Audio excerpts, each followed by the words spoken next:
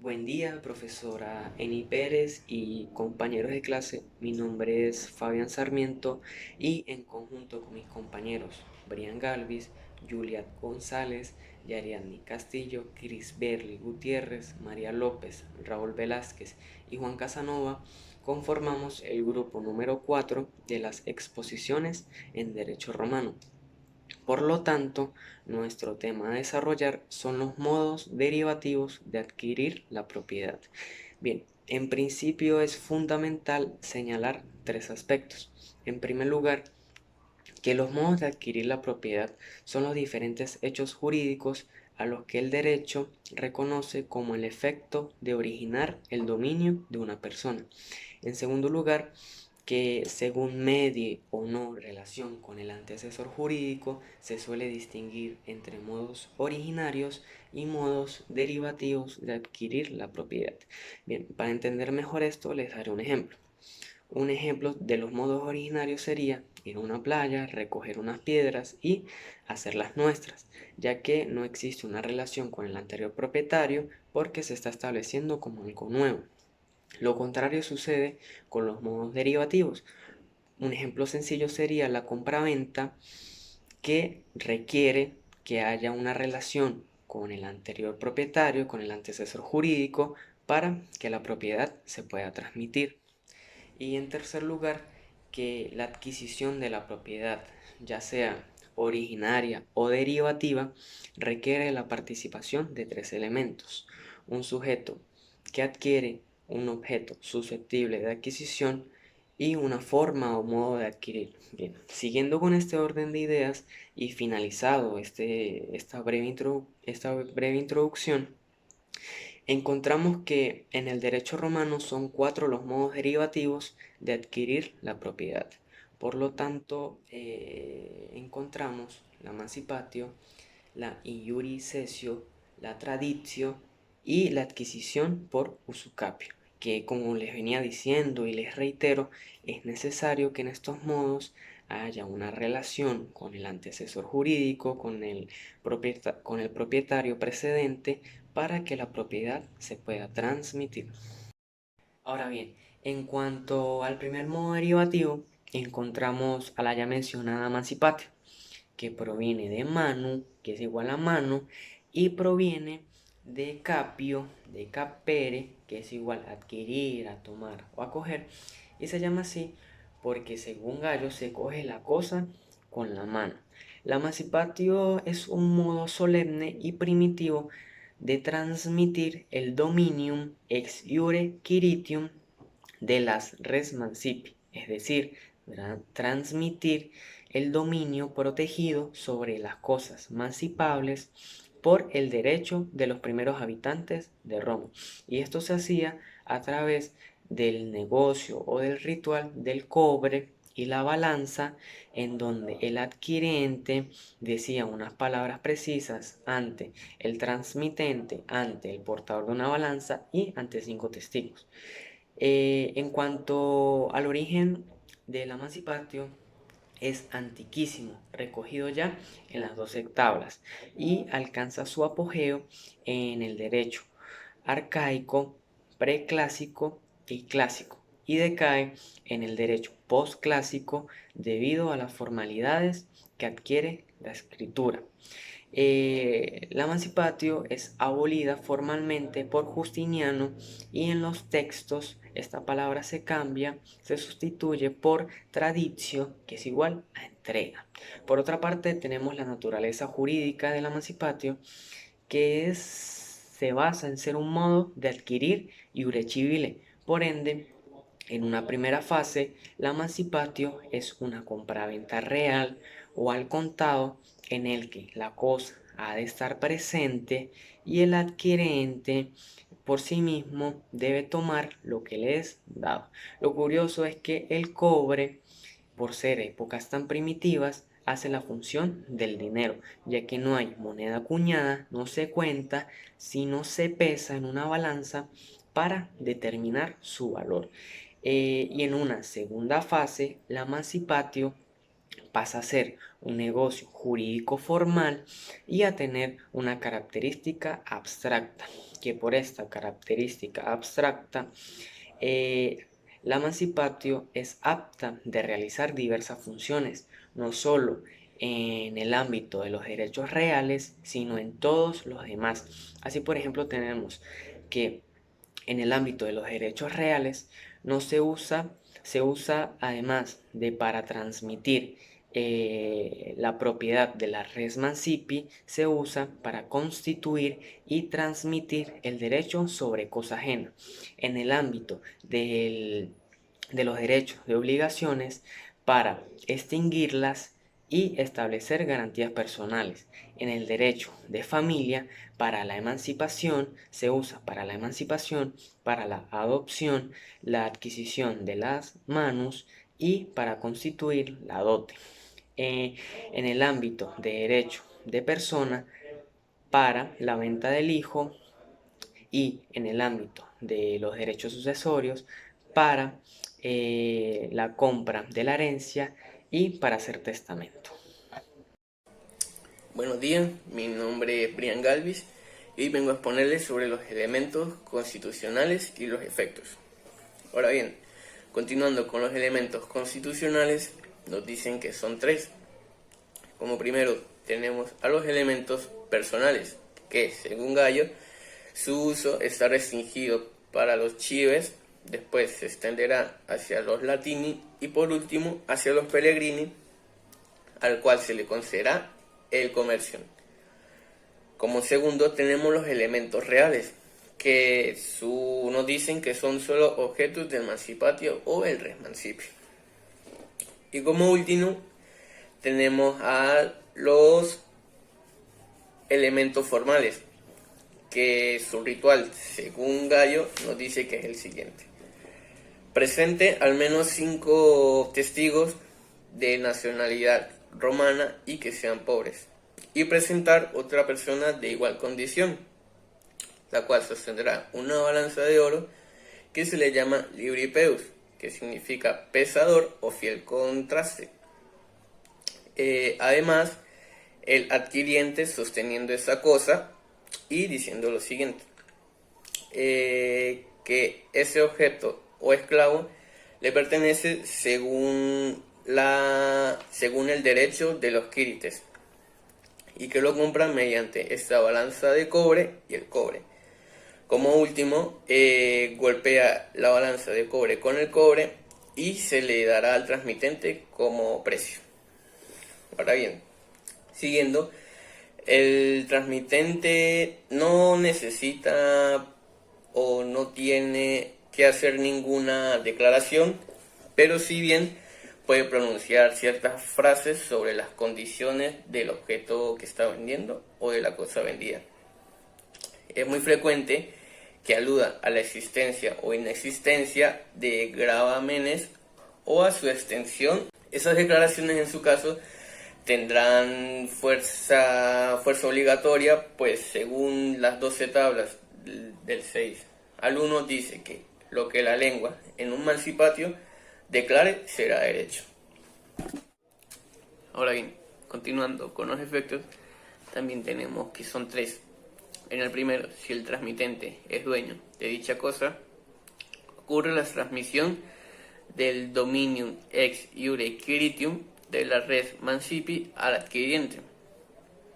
En el segundo caso, si no lo es, ocurre una adquisición de un nuevo dueño, por lo que el adquiriente iniciará la usurpación.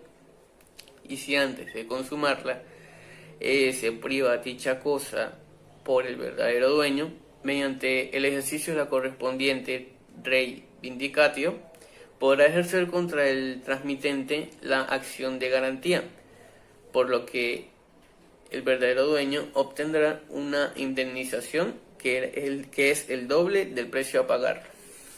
Por último, si al enajenar el fondo el transmitente falta a la verdad sobre la inexistencia de gravámenes, apareciendo un servidante de extensiones siendo de menos calidad, corresponde al adquiriente dos casos. En el primero de los casos, la actio attributatis, pagando al transmitente el doble de lo que para el fondo comporta la disminución.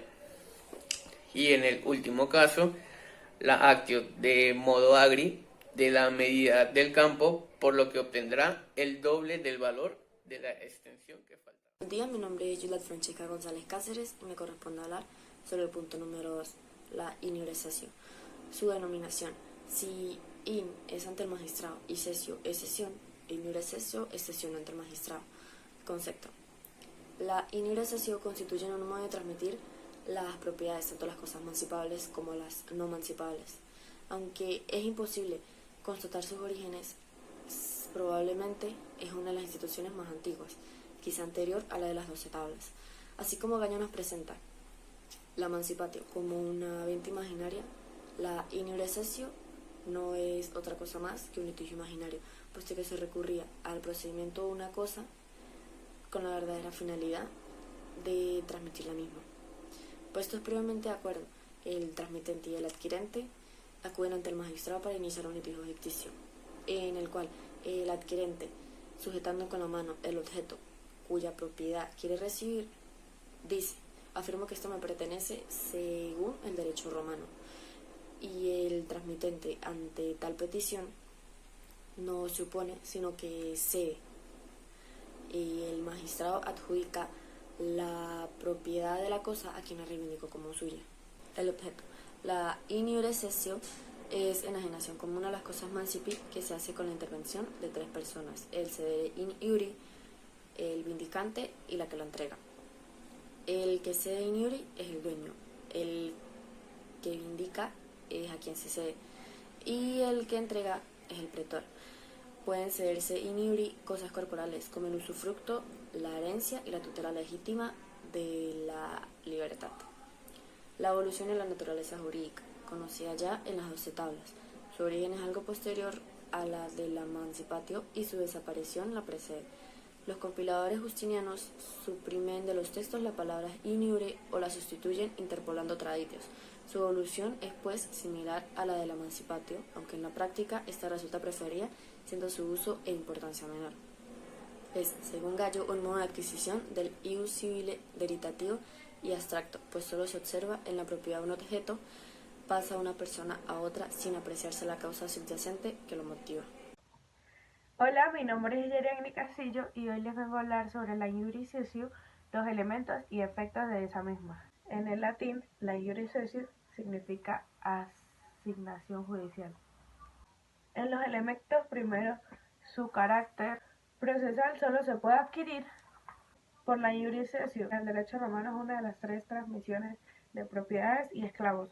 Como dice Gallo 296, bajo el derecho de otro, nada suyo pueden tener. Es difícil, pueden reclamar ante el magistrado algo como tal, pero en el cual intervienen 3 personas. La primera es a quien cede o propietario que cede. La segunda, a quien reclama, es decir, reclama aquel a quien se cede.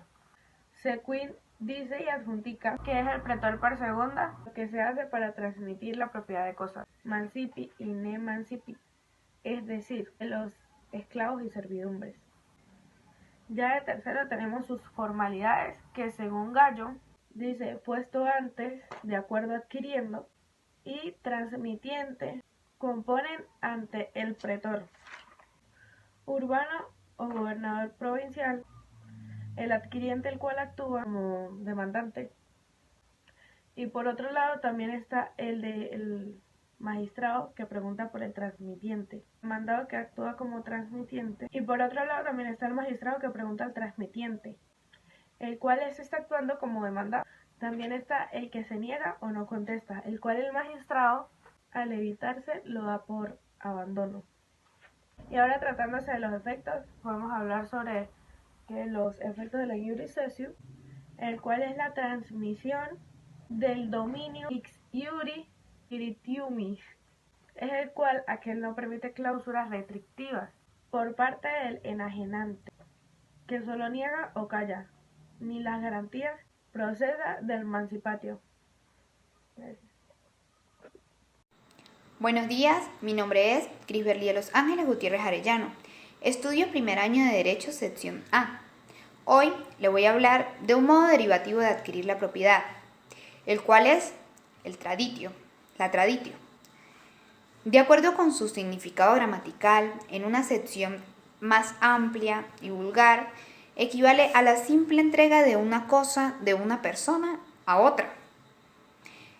Y ya en una sección escrita y jurídica, que es la que nos interesa, debe matizarse, ya que el traditio no siempre comporta la entrega material de una cosa. Si es el modo de adquirir una propiedad, debe ir acompañada de la entrega de documentos que dan derecho a recibir los bienes, títulos, la inscripción a un registro público, valores y ciertos requisitos. Siendo el derecho romano el antecedente que se tiene del derecho actual, podemos aseverar que es su base fundamental, por lo que los conceptos que manejamos hoy en día tienen su esencia. Por ejemplo, al momento que vamos a realizar el contrato de compra-venta, se entrega la cosa transfiriendo con ellos todas las obligaciones y derechos y cargas. Pues bien, en el derecho romano, a este acto se le denomina traditio, que es lo mismo, simplemente que cambia la palabra, pero no el sentido del concepto. En su naturaleza jurídica y evolución, se dice que la traditio es aquel negocio jurídico que extinguirá una obligación de dar, y esto se debe a la entrega que el tradente hace al adquirente del bien, constando de un acto de voluntad de entregar y de recibir. La traditio es un modo de adquirir el dominio iuris gentium, y entre estos el más sencillo y natural. Así se ha destacado en doctrina que si el modo más lógico de adquirir algo que no pertenece a alguien es apoderarnos de él, o sea, ocuparlo, el más natural de adquirir algo de otro es que nos lo entregue, ¿verdad? Ese es el modo más natural que hay, que la misma persona nos lo entregue. Entre los requisitos, la traditio comporta el concurso de 3 requisitos. Uno, que es el objetivo corpus, que es la propia entrega de la cosa. Esto es poner a disposición del adquirente. 2. Otro subjetivo animus, la concorde voluntad de las partes de transmitir y adquirir respectivamente el dominio de aquella. Un tercer jurídico, que es la justa causa, es decir, la relación y fundamento que sirve de base a la entrega. Gracias por su atención. Mi nombre es María López y dentro de los modos derivativos de adquirir la propiedad encontramos el traditio, que significa tradición, y es el acto por el cual se entregaba una cosa de una persona a otra. En el sentido jurídico consistía en transmitirle la propiedad de una cosa a otra persona mediante la entrega de la misma, pero acompañado de ciertos requisitos. Entre los elementos del traditio encontramos que para que esto se lleve a cabo, las dos partes deben de estar de acuerdo, tanto la parte que transmite la propiedad como la parte que adquiere el derecho real sobre la misma. El que transmite, en principio y como regla general, debe ser el dueño de la cosa que quiere transmitirle a la otra persona, y el que adquiere debía tener el comercium, es decir, el derecho de comprar y vender, en este caso el derecho de adquisición. Puede adquirir por sí mismo o por otra persona libre o sometida a su autoridad. El elemento real estaba representado por las cosas o bienes que se transmitían y que debían ser in commercium, es decir, que no estuviera prohibida su adquisición. El elemento formal es el proceso de transmitirle, y aquí es donde se exterioriza la intención de las dos partes. Podía ser por diversos medios, dando lugar a los distintos tipos de tradiciones. El efecto propio del traditio es transmitir la propiedad de la cosa, y será civil o pretoria según se cumplan o no los requisitos formales exigidos para los distintos tipos de cosas. Muy buenos días, buenas tardes o buenas noches tengan todos los presentes. Quien se dirige a ustedes, Raúl Velázquez. Mi punto a tratar es la adquisición por su capio. Su denominación consiste en la adquisición de la propiedad por la posesión continua de las cosas durante 1 o 2 años, 1 año por las cosas muebles y 2 años por las cosas inmuebles. También podemos decir o afirmar que su denominación viene de Usus mascapere, el cual significa o quiere decir hacerse dueño de una cosa sin otro título más que el uso continuado de las mismas durante cierto tiempo. El concepto de usucapio.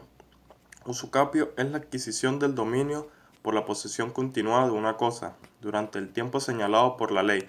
También podemos decir que usucapio es un modo de adquirir o un modo de expresar la propiedad de una cosa para la prescripción adquisitiva que compete a aquella persona que mediante el transcurso de cierto tiempo y bajo las condiciones establecidas por la ley ha poseído un bien inmueble y se ejerce contra quien aparezca como propietario de esos bienes en el registro público de esa propiedad, con el fin de quedarse o de que se descubre o de que se dé que ha consumado y que ha adquirido por prescripción la propiedad del inmueble o del bien.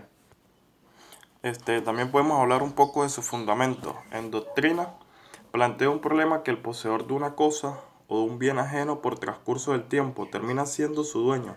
En consecuencia, al contrario, se priva de un derecho legalmente adquirido a su titular. Ello motiva que algunos o algunas las traten de expoliación y las tache de inmoral y antijurídica o ilegal, podríamos decir también. También las teorías negativas, otros por contra, teorías positivas. En este caso ahí está su fundamento. Viene la presunción de renuncia de su derecho por parte del dueño, de su derecho por tanto del dueño de la cosa usucapia o usucapiano, derivada de su inactividad contraria al subjetivo.